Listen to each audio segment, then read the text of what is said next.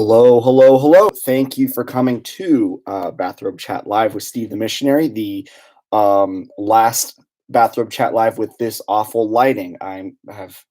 I've dedicated myself to getting good lighting before the next one because it's time. It's just time. So, welcome everybody to Bathrobe Chat Live, where I put my bathrobe on and we talk about different Catholic things. Today, we're going to talk about depression, uh, which is going to be fun and overly personal. And I'm not used to overly personal on this. So, hi to Damon and Rebecca.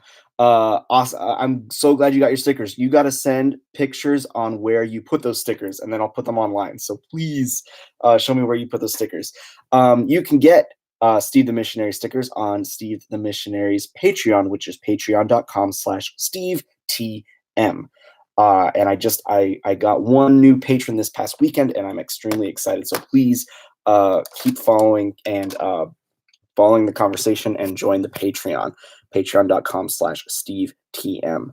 I was with the recent feast day was Saint Dymphna.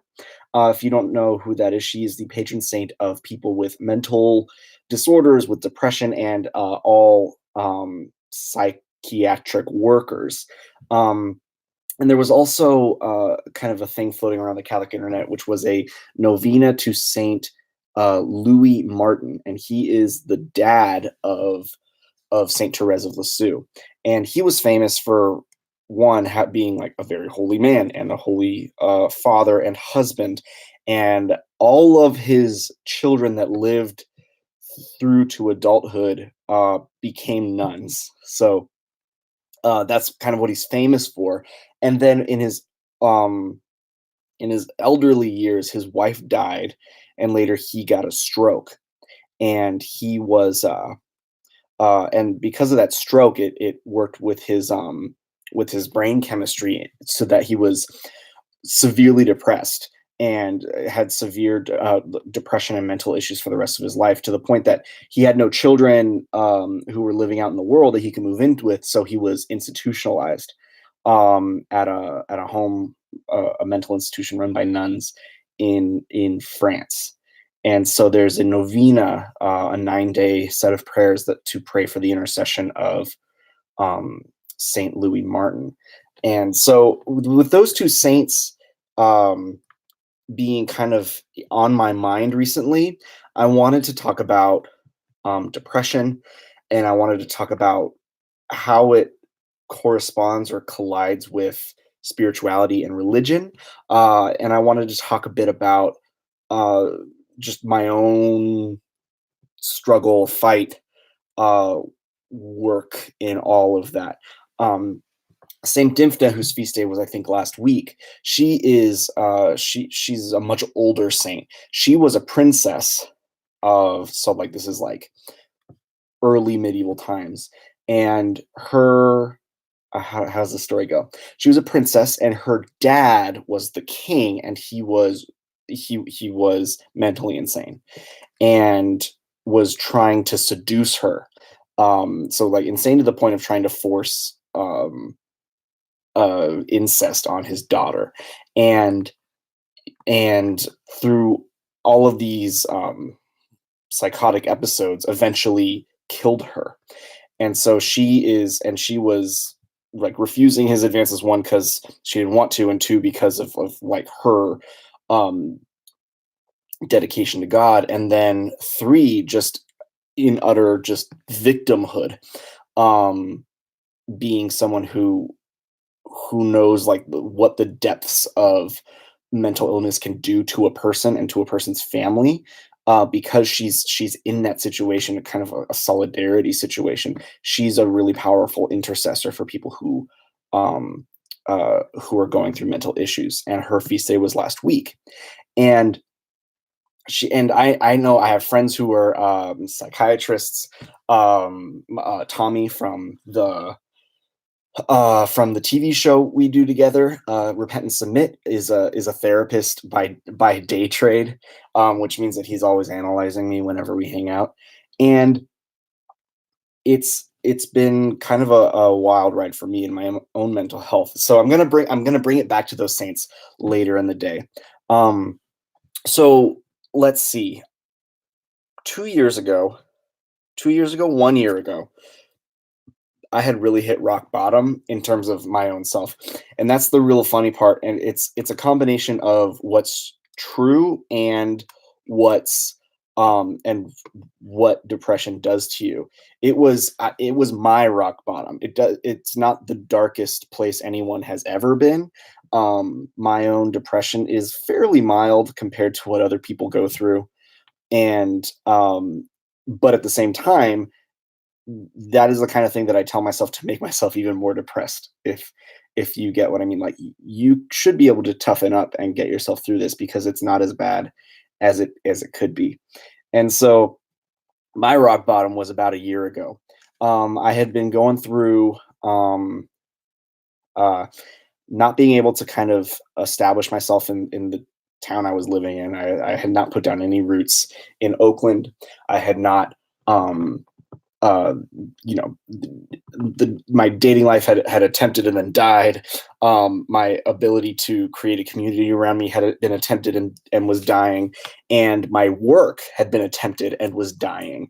The and it wasn't paying me enough to like live in Oakland, which is frightfully expensive. So I was failing in all my endeavors, not surrounded by enough friends, and and slowly running out of money, even though I still had an income. And that all on top of itself just started to make me very lethargic and depressed. And I was staring down the barrel of 30 years old. And for my whole life, I had always told myself that I wanted to be um I didn't want to be someone who turned 30 and then didn't know what to do with his life. And that's exactly what I was doing. I was looking at contemplating the end of a job and also a career that I had been doing since I left college, so almost 10 years, and, with no backup plan. And that was all stacking up on top of me. And I remember it feeling especially bad last spring, almost exactly a year ago. And I thought it was just Lent. I thought that I was just going through what you go through when you spend all your time like fasting and thinking about the death of Jesus. So I remember thinking, if I just power through Lent, I can make it to Easter and be fine. If I just power through Lent, there will be a death and a resurrection. And I went to, and I remember that was like my last year as a minister full time. So I spent like Holy Thursday in one church with a bunch of people I knew at that parish, and then Good Friday at another church, because I knew people at that parish. And then I remember Easter Vigil, I wanted just to be for myself. I I didn't want to spend it in a place that like had ministry going on because I needed um, an experience of Easter. So I went to there's a convent nearby. It's a Carmelite convent, and they usually do really special things for the holidays. So usually like they open up the guest room, like the visiting room, so that you can actually meet the nuns and say hi and say thanks for the beautiful mass. And they do have these beautiful but small masses. And then on Easter or Christmas, they put out Christmas cookies that they baked themselves. And on Easter, they put out, oh, they were like these saltwater taffies that they made themselves, or these caramel taffies that they made themselves, and it was stunning. And those were actually phenomenal. Um, and I was going because it was, if you've ever met contemplative nuns, you notice there's a purity of intention that becomes so much of their life. Like there's no when someone as like normal and secular and sinful as me runs into a nun, there's only a positive effect on me. It's almost like I can't hurt the situation by my own gruffness. So I needed that. So I go, and I'm hoping that this is going to be some sort of like redemptive, reawakening, resurrective experience for me. And instead, I'm just sitting in the back of this tiny chapel crying on Easter, and that's when I realized that um, no amount of religious metaphor is going to get me out of this. Um, it's gonna be therapy and pills that are going to get me out of this, which is not a fun place to be. So it was about last spring that I started looking for a doctor and a therapist. So the funny thing was, I had insurance, but I never like actually got myself a regular physician, and I never got myself, or and I didn't know any of the phone calls to call and all of this stuff. So, and that was probably a symptom of being depressed, because let me tell you, one of the things that becomes infinitely more difficult when you're depressed is the rigmarole of going through things like insurance, the random phone calls, the extra information, the learning and remembering and applying over and over and over again the things that you're trying to figure out. It becomes a thousand times more difficult when you're depressed. So I eventually found someone who I trusted, and I was trying at first to find like someone who was Christian and a therapist. But that was one, way harder to look for than I thought, and two, zero promise of being covered by my insurance. So instead, I just found the one that was closest to me that was willing to make appointments. And I oh, yeah, that was fun. There was one phone call that I called a doctor, and I said, "Hey, can I make an appointment?" "Oh, sorry, I'm not taking anymore," which was a good thing for a doctor to say, but also very disheartening. And I ended up going to some therapist named Colin, and Colin was good at what he did. And therapy is very strange because like from my point of view, I have no idea. There seemed to be no real reason why it worked. I mostly I would go and I would talk to this random stranger, Colin, and I would say things that I had been repeating to myself over and over and over again, and he would respond either with agreeing, or not so much agreeing, but like allowing me to say them, or by countering bad points of view with something else. And sometimes I would be this, like, radically saying, "No, what the way I said it is the way that it is." And then sometimes it would just be, um, me kind of, like, receiving a smarter way to approach my own life. But on any given day, I wasn't sure what it was gonna be, and for seemingly no reason, I got a little bit better. And the things that count as getting better is, kinda shocking when you're trying to trudge through it. So, like, getting better for me was getting to work before 11 a.m. because I had been getting to work that late every day, and no one was stopping me. Getting better for me was mustering up the emotional energy to actually find a doctor, which I eventually did. And I remember like desperately like, and therapists have to hedge therapists that aren't that don't have a PhD, or not an MD, have to really hedge their language so much that it was so hard to get a straight answer when it came to things like medication.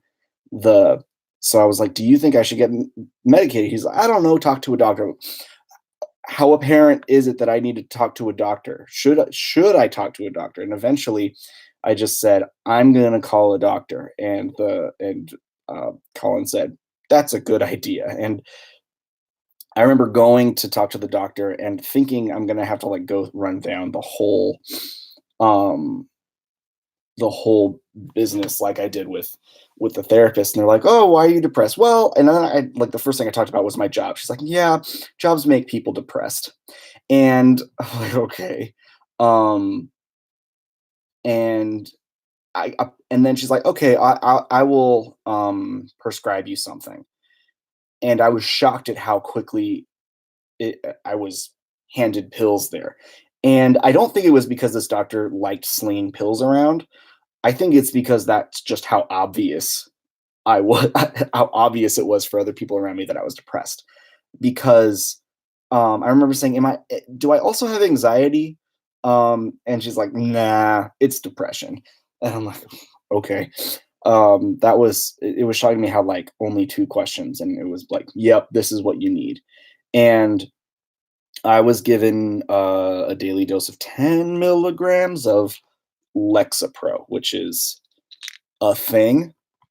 It's a oh gosh.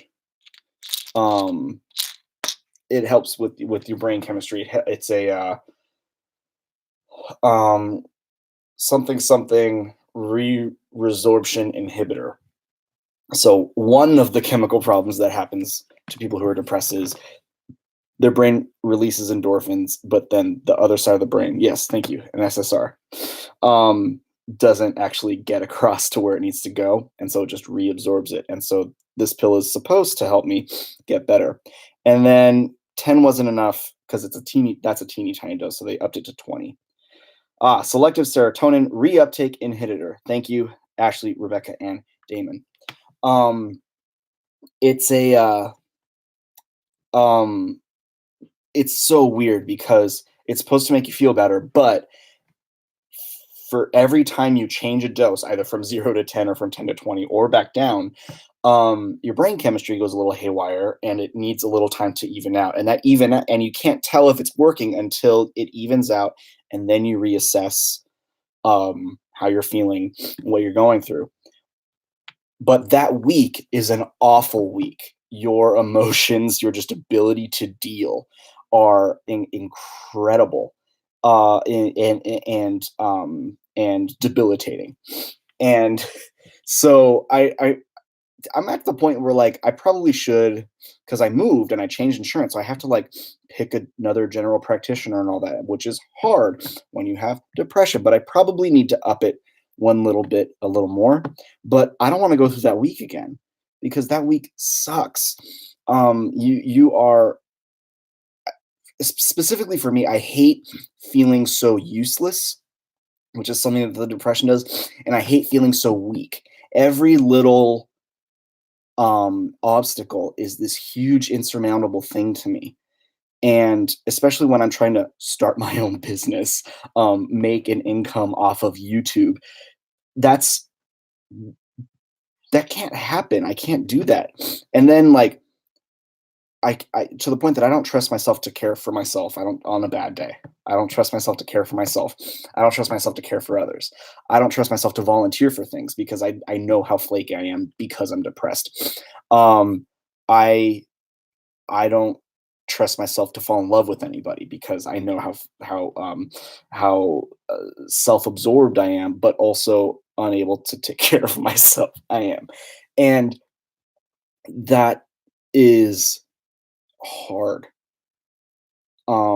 And then um and then in the middle of the day or the middle of the night when I start to like cycle it through my brain, um there's all of the non-medical things you do to not be depressed. You eat well, you exercise, you like live a healthy life, eat well, exercise, get yourself around good people that make you feel better, do things that make you feel better, put yourself on a better schedule, live a good life, meditate, pray, read well, um, entertain yourself in ways that that are true recreation instead of just mind numbing. All of these things that aren't pills, but are quite healing. And I'm at the point where I don't trust myself to pick any of those. And I remember, so the things that I think about a lot are one, um, I can't. Why would I do the things that I want to do when doing the things that I want to do are what got me here in the first place? Making my own decisions in my life is what made me depressed. So why would I trust my own decision making mechanism now? So that's one. Uh, two, and then when it combines with like religion, I've been like a nice, goody good Catholic boy my whole life, and look where that got me. Um, what is God's promise in all of this? Um, and then I look at the saints that are held up as people of intercession, and I think, and while it's good that we have saints who like suffered, kind of in that solidarity sense to pray for us. I look at someone, especially someone like um, Louis Martin, who gave everything to God, right? Who his own children, his entire life was given to God, and in return, he was given complete separation from his ability to handle life and complete separation from his ability to ever see his daughters again. Um, and then he died. And I, it's especially funny when I don't know my mode of evangelization and a lot of people's kind of mode of evangelizing or preaching the gospel into the world is saying, look at the world and look at how it does not give you what you as a human are built to have. We are built to be fulfilled um, in a spiritual way, in a way that goes way beyond the strict materialism that happens in the world and the hedonistic, nihilistic materialism that happens in the world. The reason there's so much anxiety, depression, despair in the world is this separation from each other and the separation from God that kind of like that is the foundation of today's society, especially in the United States. So, what happens when you spend your life attempting to throw yourself at God, throw yourself at your neighbor in a caring way, and then you still end up depressed? What does that is it did I come at it with a set of expectations about what I am and who God is what was God lying to me? Were the people who taught me about God lying to me? I would really like someone to sit me down and look me dead in the eye and say, these are the things that God has promised you, and these are the things that God has not promised you. Because I live in America, and in America, even though you try your whole life to separate it, um, good, proper, Orthodox Christianity and um, what's it called? Prosperity gospel have been melded in my brain, and I don't know which is which anymore. Um, and that's desperately important for me right now. What is it God promised me, and what is it that He didn't? So that's um, that was a big deal to me. And then you get things um, like discerning your vocation, which I feel like it's something I should have already done. But I'm almost at like I don't trust myself in a marriage, and I don't trust myself being a priest or a brother. Um just because like look at how little I can give other people in this place. And again, I have such a mild form of anything. People who have like much bigger chemical imbalances, much more problems, much more trauma. I have hardly any. I had a very happy childhood. And a very very healthy adulthood. Um, like they're my heroes because they can like wake up in the morning and I go through like trudging through just like a normal day where I work from home. And that's like wickedly difficult for me. And it's another thing that makes it really challenging and kind of like a cycle in my brain that I need to fix is anytime like anytime I have um to to fix anything or to add a new habit into my life, like we were talking the things that are healing but they aren't strictly medicine or pills. um when I'm adding a habit in my life, such as exercising, eating healthy, all those things, reading more instead of being on the internet, i uh I how does it work? I start, and then at the end of the day, my problem has not been fixed because obviously your problem does not get fixed through 1 mile that you jogged or 1 day reading. And at the end of the day, I go, "Oh my gosh, I put in all that work," and it is a lot of work to, like, lift yourself out of a depression and apply yourself to a thing. Um, uh, I did all that work and I'm still sad. The work must have been pointless. And I can't and I have somehow convinced myself that if you are working on a long-term project and it takes 1 year, it takes 365 days, and you succeed on day 365, then you have spent 364 days in failure. That's a wrong approach to life, but it's so embedded in me, and I don't know how to get it out. Um, and so that affects you. That affects the way you pray, or if you pray. That affects the way you reach out to your friends. That affects the way you deal with your family or with any that affects your attempts to care for your neighbor and actually live in a Christ-like way and not just like the avoidance of sin way. Um, it affects how you see your own past because I have a happy past, but now all I'm remembering is the sad and lonely parts. Um, it affects how you generously react to people's needs. I have friends who were um, asking for my help, whether it's like visiting somebody, helping in this way, and I just say no. It affects how selfish I am, which is awful. Uh, and and I think I'm going to go back to what I said earlier. One of the things we have to learn is what is it exactly that God has promised us and what is it that God has not promised us, and be okay with that, and be okay with life as work. And this is me kind of not practicing what I'm preaching. I'm mostly talking to myself, right?